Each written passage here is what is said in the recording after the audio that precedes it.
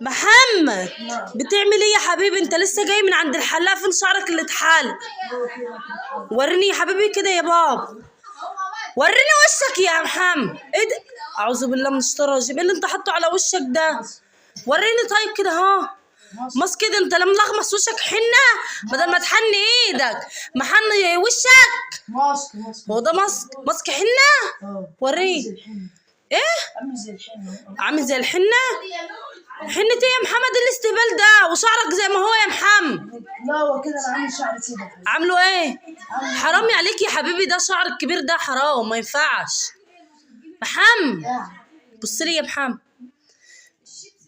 الشتا دي تتشيل احسن ما شيلها لك. قالوا جاي احط لي كريم، قالوا يسبسب لي فيها، بتسبسب لي في بص لي كده اهو. ست صباري يا نهار حويس. ايوه عاش انت باتوكا. ايه يا ابني ده؟